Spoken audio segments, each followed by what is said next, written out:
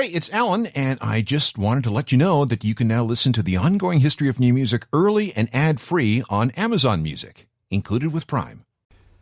The human body can be both very strong and very fragile. Given its complexity, it generally works pretty well. But there are those among us who face challenges because of various disabilities. Some of these are genetic. Others come as the result of accidents, trauma, or some other kind of misfortune. And then there's the effect of disease. It can be very rough. There can be discrimination, and there can be a lot of misunderstanding. At the same time, though, there are opportunities for learning and compassion and dialogue about what some of our fellow human beings need in this life. And just as important, what special things they can offer back. Musicians are just like the rest of us, subject to the whims and frailties of this bag of water and chemicals that we inhabit. Here are some of their stories. This is the Ongoing History of New Music podcast with Alan Cross. Hello again, I'm Alan Cross. December 3rd is the United Nations International Day of Persons with Disabilities. Since 1992, its goal has been to empower persons with disabilities to ensure equality and inclusiveness around the planet. Lots of projects aimed at awareness and providing dignity, the rights of the disabled, and their general well-being. With that in mind, I thought we'd go through a list of some famous alt-rock musicians who have had their own physical and mental challenges. We want our musical heroes to be immortal and indestructible. But the truth is that they're every bit as human as us when it comes to their physical and mental makeup. Let's start with Joey Ramone. He might have been the archetypical New York punk, but he had issues. First, he had a very bad case of OCD, the kind where he had to perform certain rituals before he could move on, like checking to make sure he locked his apartment door over and over and over again. Or, this was a big one, stepping on and off a curb a specified number of times before he could keep going. This is a quote from his brother Mickey. It was something that was always there, and he always had to struggle with. These voices in his head would say, "You didn't close the door right, you gotta do it again." And he would do it 20 times until it was right. Because of what was going on in his head, he was different. When he was younger, doctors, who didn't have the same grasp on the condition that we do today, told him that he'd never be able to care for himself. He was hospitalized, at least once, and as he grew older, he had to summon a lot of inner strength to overcome his compulsions. He was eventually able to hide a lot of his symptoms, but his OCD eventually led to his death. Now, let me explain. In the 90s, Joey was sick. He was suffering from lymphoma. Fortunately, he was getting treatment, and the cancer was in remission.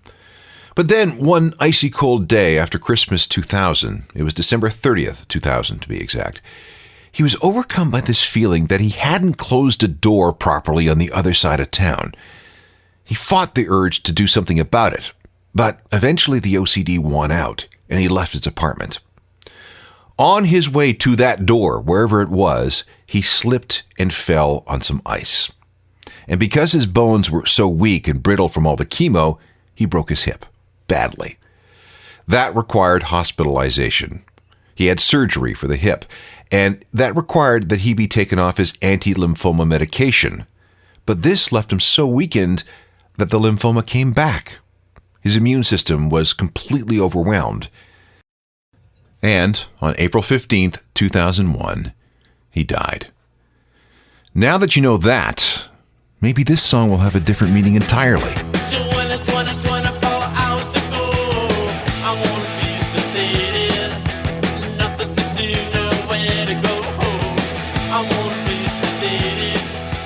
The Ramones featuring Joey, a lifelong sufferer of OCD. But that wasn't Joey's only challenge. He also had Marfan syndrome. This is a genetic disorder that affects the connective tissue of the body. People with Marfan's tend to be very tall and very thin, with long limbs, fingers, and toes. This can lead to scoliosis, along with certain types of heart and circulatory conditions. And because Marfan's people are tall, they have a long way to go when they fall, which brings us back to Joey's fall. Bradford Cox of the band Deer Hunter has Marfan's, as does Austin Carlisle, the former lead singer of the group of Mice and Men. Carlisle's mom actually died from the condition, There's no cure, but with proper treatment and monitoring of any heart problems, most Marfan's patients have completely normal lifespans. Music is loaded with stories about blind people. Ray Charles, Stevie Wonder, Jeff Healey, Andrea Bocelli. And here's another, Casey Harris, the keyboardist with Ex-Ambassadors and the older brother of Sam, the band's singer. Casey suffers from a rare genetic condition called senior Loken syndrome, which affects both the retina and kidneys. He's been visually impaired since the day he was born. He's always been legally blind, but he can make out print if the font is large enough, and it has to be really, really large. He also needed a kidney transplant in 2010. His mum was the donor. Casey had to develop his other senses to make up for his visual issues. Before Ex-Ambassadors took off, he worked as a piano tuner because he has an extremely good sense of pitch. He has a setup for playing in the band which involves larger knobs and controllers than normal. Otherwise, you just can't see them. And I say, hey, leave it like we're renegades. Hey, leave it like we're renegades. Let's veer back towards the topic of mental impairments. We've already talked about Joey Ramone and his OCD. Many musicians are afflicted with bipolar disorder or manic depression. This is a chronic mental illness that often manifests itself in extreme changes in mood. Very, very, very, very happy and high energy, which is called mania, and very sad lows or depression. Those swings can be very common and severe. And there are 3 types of classifications: bipolar 1, bipolar 2, and the most severe, cyclomythic disorder. The fact that so many musicians have talked about being bipolar shouldn't be much of a surprise, since there is, in fact, medical evidence that bipolar individuals tend to be more creatively expressive. The list of bipolar musicians includes Scott Weiland, Pete Wentz of Fall Out Boy, Brian Wilson of the Beach Boys, Sinead O'Connor, Frank Sinatra, British folk singer Nick Drake, and quite possibly Kurt Cobain. Another sufferer is Matthew Good. So everything seems to be going reasonably well from a professional point of view. You are on your own, you're calling your own shots, but then everything goes dark. Yeah. Well, I got divorced. And that was a sudden thing. Yeah, it was a very, very sudden thing, and there was a great deal of betrayal involved in it, and things, that I would find out that I really didn't need to find out, I didn't drink for 11 years of my life, and I've never really done drugs. So, when you find out after the fact that your ex-wife, brought a suitcase of cocaine into your house to hide because some guy she knew was under investigation for dealing it, and you don't know that at the time. Bit of a deal breaker. Yeah, a bit of a problem, and among other things. I didn't leave her, though, But I basically went to my general practitioner, and I was on antidepressants at the time to try to deal with the anxiety that I was already feeling. He upped the dosage of a drug called Effexor that I was on, and one of the things that it does is at higher dosages, it amplifies mania in people who suffer from bipolarity. Now, bipolarity is a genealogical disorder, which means you have it from birth.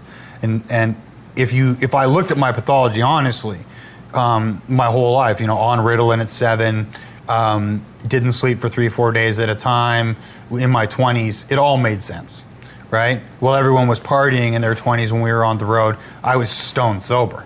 I was just manic, right? But when you get into your 30s, I started suffering from dysphoric mania, which is not like a happy, jubilant mania. It's more kind of akin to being put in a coffin with the 2 things you fear most, buried underground, and then having that coffin shrink, and the time is, times that by about 1,000. Right. It's hell, and you're awake for it.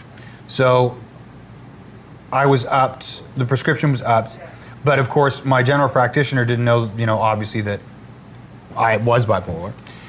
So he gave me Ativan to counteract the mania that I was experiencing, and that led to 1 a day to all the way to 6 months later to 12 a day.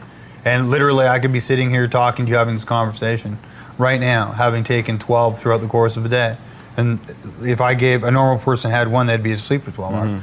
So I went to England briefly. I was going to go to La Rochelle in France and write a book, actually, for 6 months. I got to my friend's house in Bristol, and I just had a complete manic episode. What is a manic episode? Well, it depends on what kind of mania you suffer from. And it also depends on what kind of bipolarity you have. Type 1 bipolarity is a slow cycling illness in which you can go through extended periods of mania and extended periods of depression. Right? So you can be up for like 4 months and down for 4 months kind of thing. And usually mania is associated with like you have a lot of energy, you're super excited, you do things that are kind of a little bit weird and out of character, right? Dysphoric mania is when you have that exact same kind of manic energy, but you have the depressive state at the same time. Ooh. And it is. I wouldn't. If it could be turned into a weapon, it would be worse than a nuclear weapon. It's like the most horrible thing in the world, and that's why people who suffer from it tend. The suicide rate is so significant. Not because people want to die; it's because they just want it to stop. But what happened was I ended up coming back home. All my stuff was in storage, so I ended up going out to my parents' townhouse. And one night, my dad made barbecued some steaks, and we had some beers. And like, I'm not a big drinker, so I had like 2 or 3 beers, and I went upstairs to watch a movie on my laptop in my mom's office, which doubles as a spare bedroom. And I took a couple more Ativan to go to sleep, and they didn't work, and kind of kicked in with the alcohol. And I guess I took a couple more, and then I had a shower. And I asked my mom to bring me a beer while I was in the shower, and she did. And I went, I don't know what the hell happened. All I know is that I guess I hit the floor in the bedroom. My mom and dad were in the TV room next to the bedroom, and my mom heard me hit the floor. I woke up in the hospital, and I had to willfully commit myself. So you were there for how long? I was in the hospital for about a week, thereabouts, I think. And then you have to go through outpatient. The thing about it was I was massively cooperative with the process, massively. I was very, very lucky. The people at the hospital were extremely, extremely great. They were very low key about checking me in, like unregistered kind of thing. My psychiatrist actually turned out to be someone from my old neighborhood who graduated from my high school the year after me. So talking to him was great, because of the relation. And for me, it was like a mass enlightenment. Oh, this has been the problem, Well, it was finding a solution to what had been bothering you for so long. Yeah, and and then you go through the process of outpatient care and finding a drug regime that works for you. And wasn't this something that Nick Drake had? Yeah. Well, you see, this is the thing, and this is with regards to how Nick died. There are a lot of different stories, right? I mean, some people believe that he got up that morning because he had a bowl of cornflakes, right? And he got up that morning and he had a bowl of cereal, and that he took too many pills and died. But his family contends, or some in his family contend, that he had taken a pill before and fallen asleep for a brief period or not at all, and that he couldn't get back to sleep. So he woke up, he had a bowl of cereal, took another pill because he was out of it from the first one, and the combination of the two accidentally killed him. Right. In his case, I don't know. All I know, it's a damn shame because of how talented a man he was. But in my case, basically, it led to a massive epiphany, and obviously the creation of that record, as it being a very cathartic experience, and then going from that to standing on stages by myself, translating it to people instead of with a band to start with, which was the right move to do, the right move to make. And that brings us to Vancouver. Yeah. And we're good. Yeah. The result of Matt's experience was an album entitled Hospital Music. And from that, here's a single called Born Loser.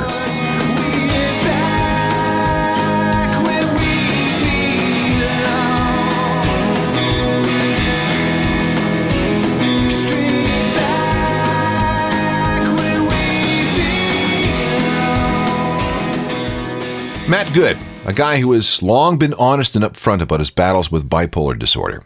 Since we're on the subject of mental issues, let's talk about autism.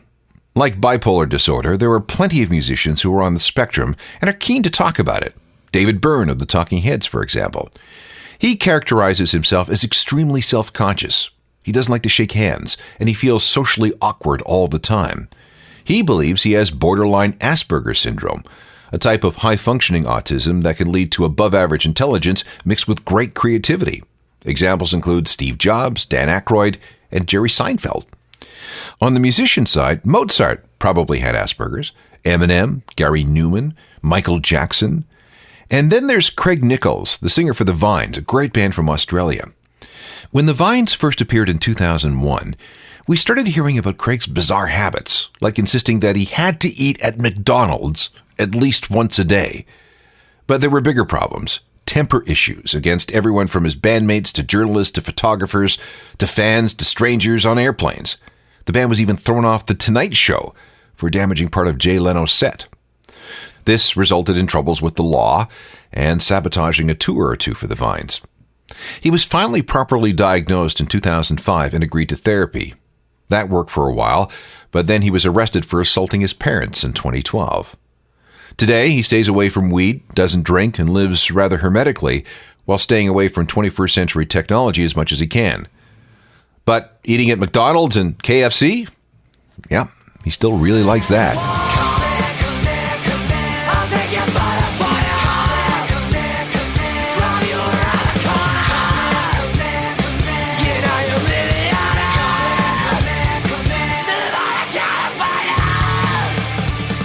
The Vines, featuring singer Craig Nichols, one of alt-rock's most famous cases of Asperger's, a form of autism.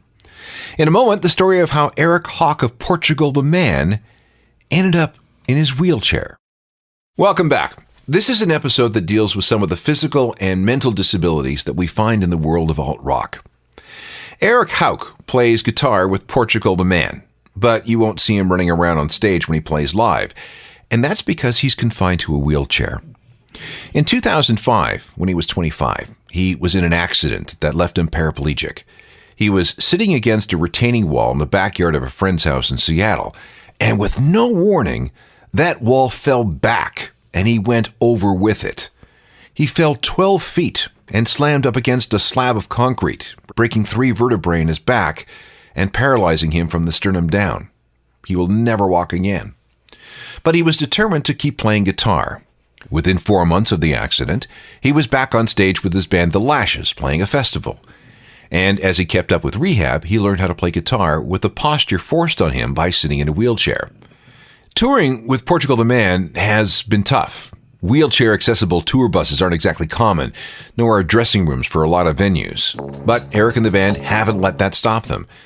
And Eric now does a lot of outreach to other members of the disabled community, even when the band is on the road. Just for kicks now. I've been feeling it since 1966 now. Might have had your fill, I can feel it still. Ooh, I'm a rebel just for kicks now. Let me kick it like it's Portugal the Man, featuring wheelchair-bound guitarist Eric Hawk. Next is the story of Scottish singer Edwyn Collins, who has battled back from an extremely serious brain aneurysm and stroke. Things were going fine for Edwyn until February 18th, 2005. He was at the BBC doing an interview when he began feeling unwell. It wasn't that bad. He was a little dizzy and nauseous, probably just something he ate. But 2 days later, he was in intensive care. Edwyn had suffered a major cerebral hemorrhage, and then another one, and then another one. Catastrophic bleeding of the brain. Less than a week after that radio interview, he had surgery to relieve the intense pressure in his skull. For weeks afterwards, he could only say 4 things: yes, no, the name of his wife, Grace Maxwell, and for reasons that no one can explain, the possibilities are endless. Rather strange.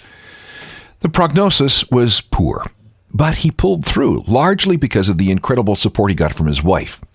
Her idea was to help Edwyn recover by drawing and writing in notebooks. He had to do it left-handed, too, because the strokes rendered his right hand useless. Edwyn has made a miraculous recovery. He does stutter when he speaks, but when he sings, there's no trouble at all. 4 years after the stroke, he started recording music again. He can't strum a guitar anymore because of that bad right hand, but he can still form chords. Edwyn walks with a cane, and he says he's much more mellow than he ever was. And one of the things that gives him great pleasure is bird watching. And he continues to release records. Here's Edwyn's big hit from 1994, 'Cause now you got me crawling on the floor. And I never known a girl like you before.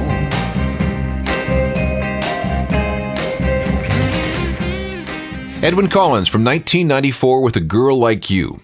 If you're ever looking to read an inspiring book, his wife, Grace, is the author of Falling and Laughing, The Restoration of Edwyn Collins. There's also a documentary entitled The Possibilities Are Endless. If you're interested in strokes and other brain injuries and how people deal with them, seek them both out. Two more stories, one about multiple sclerosis and another about dementia. We're talking about physical and mental challenges faced by some alt-rock musicians. Art Alexakis is best known as the leader of Everclear, who had a great run back in the 1990s. In 2017, he was diagnosed with multiple sclerosis, a disease of the central nervous system. It attacks the coating around nerve fibers, which can lead to all sorts of issues involving everything from walking to vision to fatigue. He kept it quiet for a long time, but then he started stumbling a bit and forgetting lyrics on stage, and people began to wonder if he was drinking or on drugs. Then he got into an accident. In April 2017, he was driving to pick up his daughter at school when the brakes gave out on his vehicle. He smashed into a Jeep. Fortunately, everything was okay, but then 2 weeks later, he noticed a twinge in his arm, which led to an MRI. And that was how he discovered he had MS lacerations on his brain. The good news is that his prognosis is generally good. His condition is under control thanks to 3 weekly injections of a drug called copazone. He does have the occasional vision issue, but he should be with us for a while. This brings me to Aaron Solowinnik, drummer for Billy Talent. You were first diagnosed with MS when? 1998, when I was 24. What were the symptoms? Buzzing legs from my hips down. I could barely walk to my job at Chrysler. I had optic neuritis in my left eye, so I lost a lot of vision in my eye. And just being confused and trying to figure out what all that meant was really difficult. Now, you managed to keep it under control for a very long time. Mm-hmm. Very long time. With just a series of drugs and changes in prescriptions? Yep, drugs and just being positive and just wanting to do all the things I wanted to do. I just didn't let it get me down. And I was on this needle therapy for about over a decade.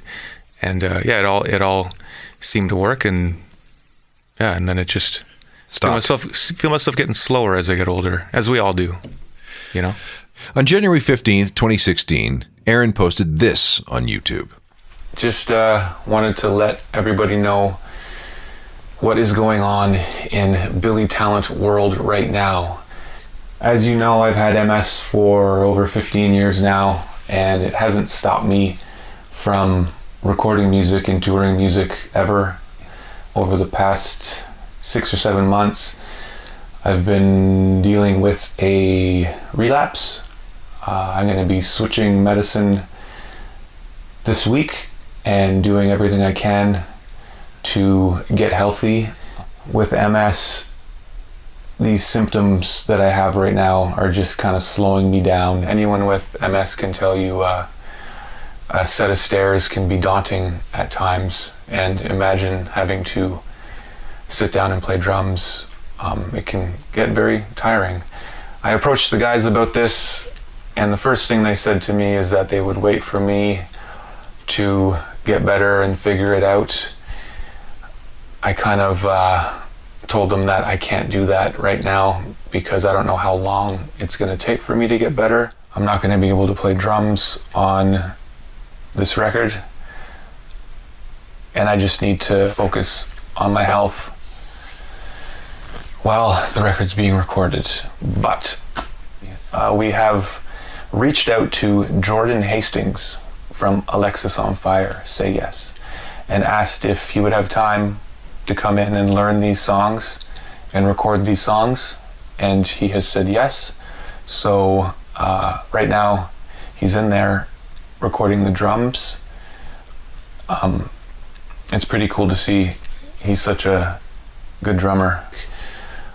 In the meantime, I'm going to be taking a lot of pictures and filming and documenting everything that's going on.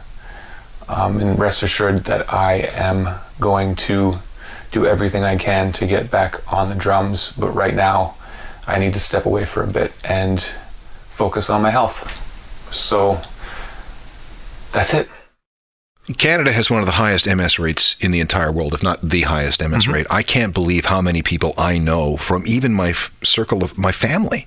Me too. That, you know, is it the sunlight? Is it the lack of vitamin D? Why is it that Canada is such a target for MS? I think it's the sunlight and the lack of vitamin D. I really do, because it happens a lot in the UK as well. So it's something as simple as giving your kids vitamin D from a young age. I think you could even get rid of MS if everyone took vitamin D every single day. But that's just a theory that hasn't really been proven. But have you been attempted to try some of the other therapies that we've been hearing about over the last couple of years?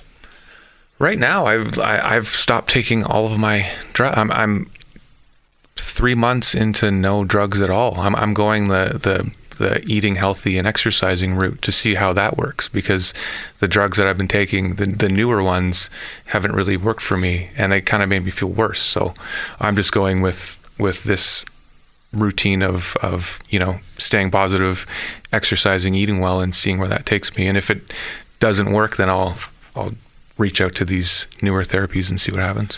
When did you make the decision that you wouldn't be able to participate in the last album? We had written 12 of 13 songs, and we were 1 month away from going into the studio. And I just said, I can't do it. Why couldn't you do it? What was the problem? I couldn't do it. I was walking with a cane at one point. It was just, I couldn't do it. I was pushing myself too hard. I wasn't really listening to my body as much as I should, and it's something that I've held with me since the beginning. Since album 1, since album 2, since album 3. Like, I have MS. Like, this is something that's supposed to slow me down, but I'm not letting it slow me down. And I've always wondered if it would ever slow me down, and it slowed me down. So I think I'm being as positive as I can about it, and listening to my body and taking that knowledge and trying to come back even stronger. That's my goal.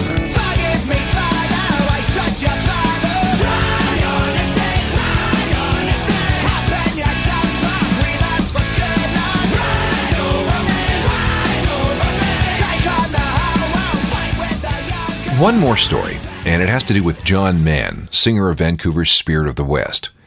When he was 50, he was diagnosed with early onset Alzheimer's. He'd already endured colorectal cancer when the Alzheimer's diagnosis was made in 2014. John had noticed that memory issues had been a thing for a while, but he and his doctors chalked that up to the cancer treatments, something about the chemo. But when the cancer went into remission and he no longer needed treatment, that's when the diagnosis was made. The cancer might have even been a trigger, nobody really knows. John kept performing as long as he could.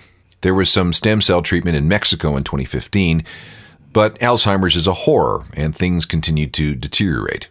Spirit of the West ended with a farewell performance in 2016. John received tremendous support from his wife, Jill. She even wrote a play about John's condition called Forget About Tomorrow. There's also a documentary entitled Spirit Unforgettable, and his musician friends regularly held benefits for him to help with John's medical treatment. That, by the way, includes everyone from members of the Bare Naked Ladies and Blue Rodeo to Sarah McLachlan. And whenever one of these benefits was held, everybody joins in on this Spirit of the West classic. You have to excuse me, I'm not at my best. I've been gone for a week, I've been drunk since I left, and these so-called vacations will soon be my death. I'm so sick from the drink, I need home for a rest. Take me home. Spirit of the West featuring singer John Mann, who was diagnosed with early onset Alzheimer's and who died of the disease on November 20th, 2019. There are plenty of other musicians that face health challenges, both physical and mental. It ranges from Ian Dury of the British band The Blockheads, who lived for many years with the results of polio, something he caught as a kid in a public pool, to Bono, who has a very bum left arm after a terrible bicycle accident in New York Central Park. That's in addition to a back condition that nearly left him paralyzed and required all sorts of complicated surgery. We could mention Tony Iommi of Black Sabbath, The day before he was going to quit his job at a factory to go with the band full time, some sheet metal sliced off a couple of fingertips. Since then, he's worn caps over those fingers.